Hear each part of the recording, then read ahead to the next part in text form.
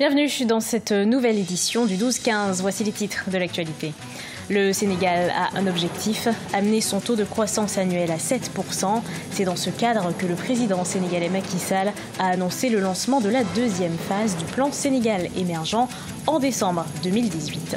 En Côte d'Ivoire, l'heure est au bilan des élections municipales et régionales du 13 octobre. Les candidats battus ont fait une centaine de recours en annulation du scrutin auprès de la Cour suprême. Ils dénoncent les irrégularités du scrutin. Et le Maroc occupe la 60e place du classement Doing Business 2019, publié par la Banque mondiale. Le royaume chérifin a gagné 9 places par rapport à la publication précédente et compte intégrer le top 50 du classement d'ici 2021. La deuxième phase du plan Sénégal émergent sera lancée en décembre 2018.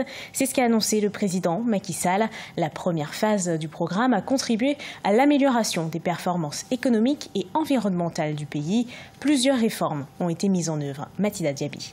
L'État sénégalais se prépare au lancement de la deuxième phase du plan Sénégal émergent prévu pour décembre 2018. Selon le président Macky Sall, la mise en œuvre de la première phase du plan entamée en février 2014 a favorisé les performances actuelles de l'économie sénégalaise. En effet, face à un objectif de taux de croissance annuel établi à 7%, il est passé de 4,6% en 2014 à 6,8% en 2017 et devrait atteindre les 8% en 2018. Avec ses performances dans l'amélioration de l'environnement des affaires, le Sénégal est l'un des 5 meilleurs réformateurs africains selon le dernier classement Doing Business de la Banque mondiale et bénéficie de la note B+B de Standard & Poor's. Ces dernières années, plusieurs réformes ont été mises en œuvre en vue de faciliter la création d'entreprises, le transfert de propriété et l'octroi du permis de construire. Des avantages incitatifs ont été octroyés dans les zones économiques spéciales. Ces efforts ont sans doute permis de stimuler l'investissement au Sénégal selon le gouvernement, ce qui n'est pas l'avis de certains analystes. Je pense que l'environnement des affaires aujourd'hui n'est pas du tout assaini au Sénégal et on est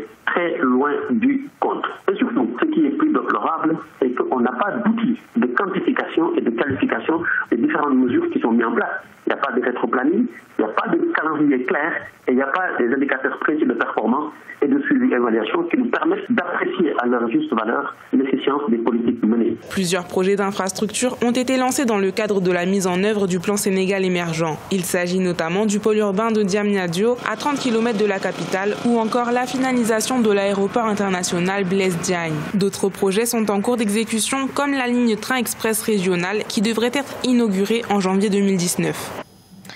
En Côte d'Ivoire, les résultats des élections municipales et régionales du 13 octobre suscitent la controverse. Le Parti démocratique de Côte d'Ivoire, sorti perdant du scrutin, dénonce les irrégularités de ces élections locales. Le parti a obtenu 6 régions sur les 25 où il briguait des sièges. Reportage de notre correspondant Olivier Conan. Résultats mitigés aux élections locales du 13 octobre pour le PDCI, Parti démocratique de Côte d'Ivoire. Sur 106 listes aux élections municipales, seulement 50 ont été élus. Le parti a obtenu 6 régions sur les 25 où il briguait des sièges. Le PDCI a perdu des bastions comme la ville de Grand-Bassam et la région du Moronou. Les candidats battus du PDCI invoquent des irrégularités pour expliquer ces résultats. On a été choqués par les résultats qui ont été proclamés à la télévision. Simplement parce que ces résultats ne reflètent pas la réalité des résultats sortis des urnes. Je suis surprise parce que je sais que je suis vainqueur. J'ai gagné les élections. Maintenant, les résultats, je ne sais pas comment. Et moi, mon seul souci, c'est que c'est déplorable quand même parce que c'est une élection locale. De son côté, le RHDP, Rassemblement des Oufoutistes pour la démocratie et la paix, est satisfait du résultat des élections. Ces résultats font du RHDP la première force politique du pays. Nous sommes aujourd'hui à 115 listes RHDP sur les 201 communes.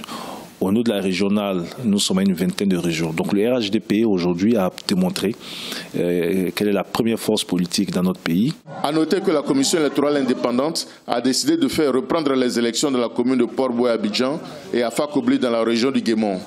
Au plan national, les candidats battus ont introduit une centaine de recours en annulation du scrutin auprès de la Cour suprême. L'Ouganda veut gagner en autonomie dans sa stratégie de lutte contre le sida. Le gouvernement ougandais a décidé d'appliquer une taxe de 2% sur les boissons.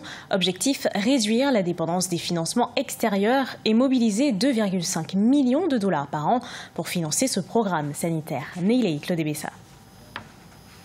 L'Ouganda se veut autonome dans sa lutte contre le VIH-Sida. Les autorités ont implémenté l'entrée en vigueur d'une taxe de 2% sur l'alcool, les boissons non alcoolisées ainsi que l'eau minérale. Estimée à 2,5 millions de dollars par an, les fonds générés par cette nouvelle taxe seront redirigés vers un fonds fiduciaire pour la lutte contre le VIH-Sida. Une stratégie qui permettra de rendre le pays moins tributaire des donateurs étrangers. Nous avons besoin de revenus générés localement pour faire face aux défis du VIH dans le pays. Dans l'éventualité d'une réduction du financement de la communauté internationale, nous pourrions être en mesure de maintenir nos propres interventions. Le pays a besoin de plus de 700 millions de dollars chaque année pour la prévention et le traitement du VIH. Les activistes sont mitigés par rapport à la nouvelle mesure. Certains estiment que le gouvernement doit élargir son budget national pour la santé en accordant la priorité au financement du traitement du VIH. Les pays devraient se tourner vers la mise en place de financements innovants qui leur permettront de mobiliser de nouvelles ressources plus prévisibles, plus équitables et plus pérennes. Des activités telles que le transport aérien, la téléphonie mobile, les transactions financières pourraient être opérées. En Ouganda, au moins 68% du financement du traitement du VIH proviennent des donateurs, tandis que seulement 11% proviennent du gouvernement et 1% du secteur privé. Les familles des victimes du VIH, quant à elles, contribuent à hauteur de 20%. Le Maroc poursuit son ascension dans le classement Doing Business de la Banque mondiale pour évaluer la qualité de l'environnement des affaires. Dans l'édition 2019, le royaume chérifien est 60e. C'est 9 places de gagné par rapport à l'édition précédente et 37 places par rapport à 2012. Son objectif est désormais d'intégrer le top 50 du classement d'ici 2021. Sharon Kamara. Dans le classement Doing Business publié par la Banque mondiale, le Maroc gagne 9 places et se hisse désormais à la 60e place avec un score de 71,02% contre 68,56% en 2018.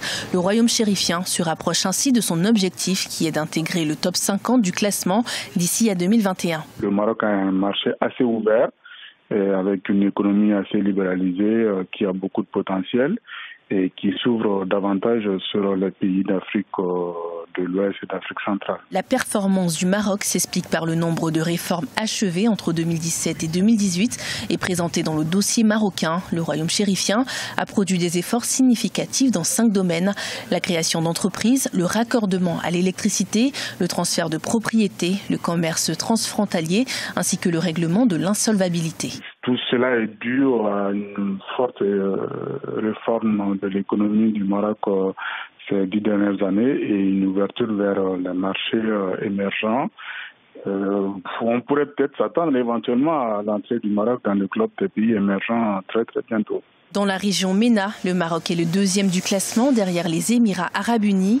Parmi les autres importantes économies de la région, on retrouve l'Algérie au 57e rang, derrière l'Égypte, l'Iran, l'Arabie saoudite et la Tunisie. Avancée technologique au Mali, le pays vient de se doter d'une nouvelle centrale thermique de 90 MW. Elle devrait permettre au pays de booster ses capacités énergétiques. Son montant de 122 millions d'euros, soit 83 milliards de francs CFA. Les précisions de Mokhtar Bari. Pour offrir plus d'opportunités aux investissements industriels et combler le besoin des ménages en électricité, le Mali vient de se doter d'une centrale thermique de 90 MW. La centrale Albatros est le fruit d'un partenariat public-privé associant des financements classiques et islamiques. Avec la foi, la détermination, l'intelligence,